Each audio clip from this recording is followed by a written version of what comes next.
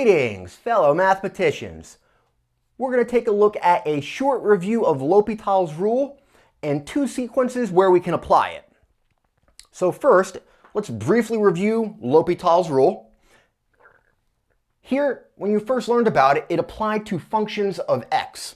And it basically says if you have a limit of a fraction, f of x over g of x, that gives you an indeterminate form, 0 over 0 or infinity over infinity, then you can get an equivalent limit, still as x approaches infinity, or maybe a number, but now of f prime over g prime of x.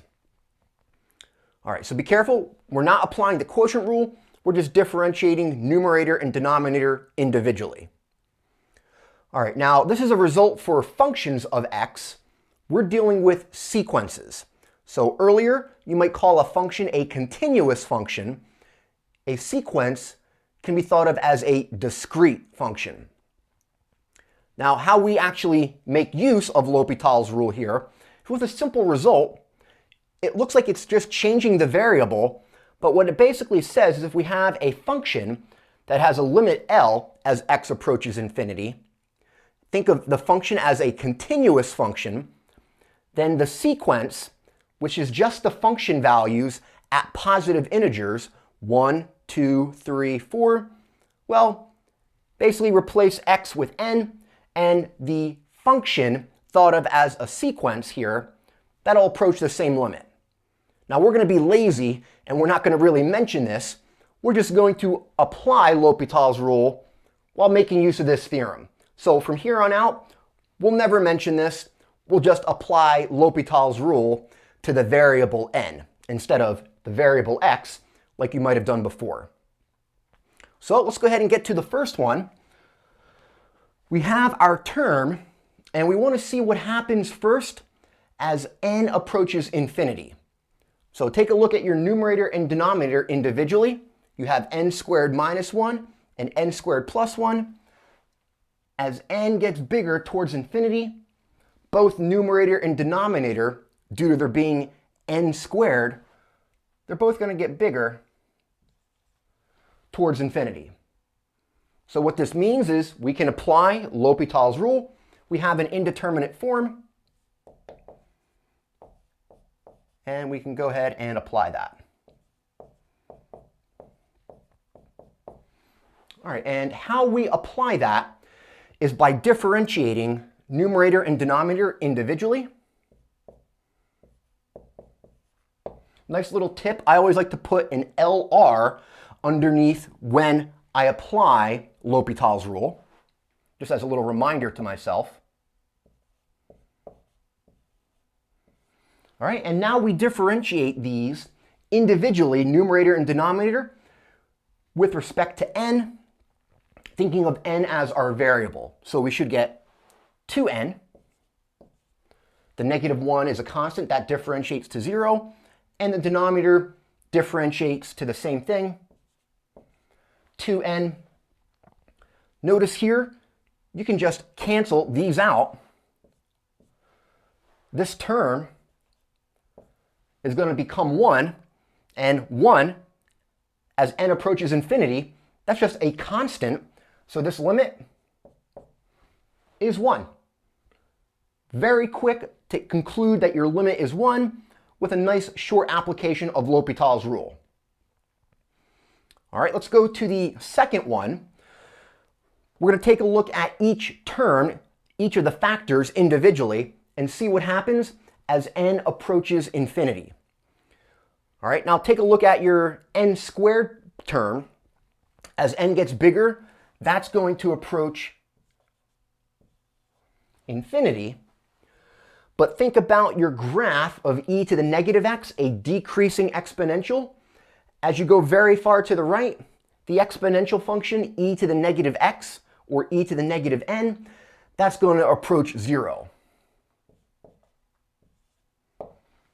So what we get here is an indeterminate form, infinity times 0, but it's not an indeterminate form of the type that we want, 0 over 0 or infinity over infinity, that we need to apply L'Hopital's rule. Well, thinking back to Calc 1, you probably know what to do. We're going to rewrite this in a form that will give us the right indeterminate form. So I'm just going to rewrite this as n squared, that negative exponent. I can flip that into the denominator and divide by e to the n. So let's go ahead and first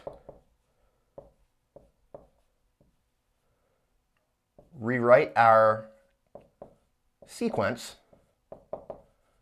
We're not applying L'Hopital's rule yet. We're going to rewrite it so that we can apply L'Hopital's rule. Numerator is going to be n squared, and the denominator becomes now e to the positive n. All right? From here, we can now apply L'Hopital's rule. Make sure you check first that you get an indeterminate form. The numerator approaches infinity. And now the exponential function e to the x, as you go towards the right, towards infinity, that also approaches infinity. Now we're in business. We have the correct indeterminate form that we need, so we're going to apply L'Hopital's rule. The limit stays the same, the limit as n approaches infinity.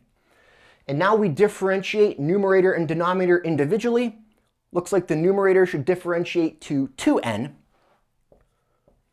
And the exponential function, e to the n, that'll just differentiate to itself. This term is very similar to the term above. Both numerator and denominator still individually each approach infinity.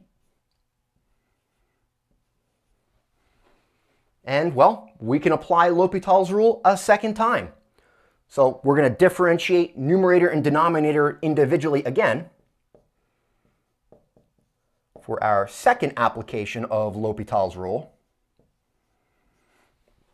And now when you differentiate 2n, that derivative comes out to 2, like the derivative of 2x being 2. The denominator still differentiates to e to the n. And from here, we do not get an indeterminate form. Notice now the numerator is staying constant as 2, but now your denominator is getting big. Now, we don't need to do anything fancy here. We can just recognize this term as basically being a number, 2, divided by an increasingly big quantity. If you have a number like 2 or 1 divided by a very big number, that comes out to be small. So the limit here comes out to 0. And we get that after applying L'Hopital's rule twice. All right, from these examples, definitely you want to take away that you should be comfortable with L'Hopital's rule. It might have been a while ago, kind of towards the end of your Calc 1 course, but it does come back. So if needed, go back and review it. But this should suffice for most sequences you'll encounter in Calc 2.